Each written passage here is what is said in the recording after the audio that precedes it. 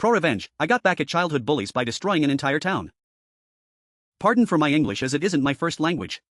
I was browsing /r/Reddit and came across a thread about whatever happened to that trenchcoat kid at your school. I was that trenchcoat kid and I came back in town and destroyed it, years ago. As a background, I grew up in a conservative little town in a conservative rural area heavily dominated by religion. This makes people put great stock on moral purity and appearances. Keeping up the facade is the most important thing. Everyone must go to church weekly and people are heavily judged for appearing sinful. This was a bad thing for me as the cards were heavily stacked against me from birth. You see, I'm a rape baby. My mother lost her parents when she was young and was taken in by her uncle and aunt. The uncle had an important position in the local religious hierarchy. So when he and a couple of his friends started sexually abusing my mom, it was ignored by everyone. When she got pregnant, it was painted as showing that she's a harlot running around seducing married men. She was cast out. Why she didn't move out of town, I don't know, but yeah. There I became into the picture, born out of wedlock and with no father, branded as a sinful outcast. My childhood was shit. I don't go into details, but enough to say that by the time I started going to school, I was quite damaged. School made it worse. I was bullied relentlessly. Teachers were part of it, since they were all part of the religious community, which saw me as stained. Imagine being the only black kid in a town run by KKK and you get close to how it was. So yeah, in school I became that trenchcoat kid or its local cultural equivalent. I became weird and hostile on purpose to turn people off.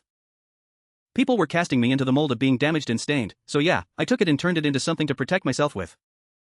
Despite all this opposition, I managed to graduate with decent grades. A distant aunt, my only decent relative, helped me get into a college in an actual city. She was the black sheep of the family and saw herself in me, maybe? Around this time my mother drank herself to death. Can't blame her for it. She had a life insurance policy that helped me study. City life liberated me. I went into therapy and managed to treat the wounds that town had sliced into me. I got rid of that shitty town, but I guess some part of it never left me. Years went by. I became a sort of analytical consultant. I work for an international company that does sort of out-of-the-box analysis for other companies.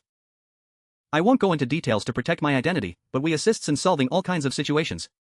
Well, in my line of work, I'm sometimes called in to help downsizing operations. This sucks, I feel for the people who get fired, but if I wouldn't do it, someone else would. A couple of years ago I got an assignment to go into 3 different factories and assess them wholesale, then come with a suggestion on which of them to move abroad. My hometown was among those 3 factories. You see, the shitty town I grew up in was one of those one smokestack towns like we say in my country. There was one factory and some agriculture, everyone worked in those jobs, like 60% of people in the factory. Rest of the economy rolled around supporting the factory and the people working there. Most of the people were looking forward at nothing but a job at the factory after getting out of school. The religious community running the town ran the factory as well. The big shots in the community tended to be bosses in the factory.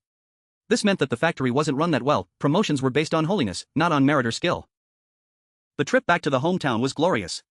Most people didn't recognize me at first. The chubby outcast had become outwards just another corporate drone. I inspected all the paperwork, listened all their speeches and lies, audited the processes. In the process I dropped hints and finally they got who I was. The factory people threw a party for me then for the old time's sake. Many of my old school buddies were there. We remembered fake good times together. I threw shadow on every part by pulling up some certain event of bullying I had endured, just see the atmosphere turn awkward. Then I laughed at it like it was always a joke and I had grown out of it. Inside I was seething with hatred and enjoying this all. I really loved seeing their faces, seeing what they had become, because fuck it, I was going to take it all away from them. In the end they seemed relieved, believing that they were lucky it was me doing the audit, that the hometown boy would protect them.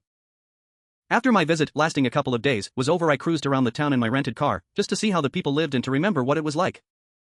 My state of mind was something close to sexual arousal. I had never understood why people pursue positions of power, but yeah, now I understood.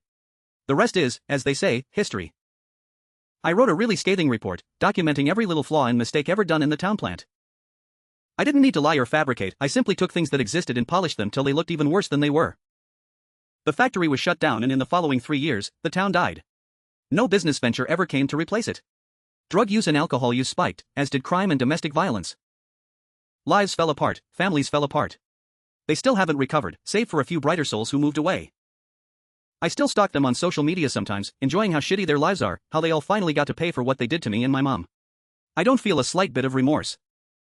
If I could do it all again I'd first make it so I could be present to watch when they received the news about the factory being shut down. Hell, in my fantasy version of the events, I'd stay in town for a year just to see everyone fall apart. In reality, I will only go there back once. When my uncle finally dies, I'm going to go and piss on his grave. Here are some comments. That's like some Count of Monte Cristo shit. My first thought before reading this. NGT, I got back at childhood bullies by destroying an entire town. NGT, pardon for my English as it isn't my first language. He's an African warlord. NGT, pardon for my English as it isn't my first language. Not to sidetrack, but every time I see this, OP usually writes better English than most native English people.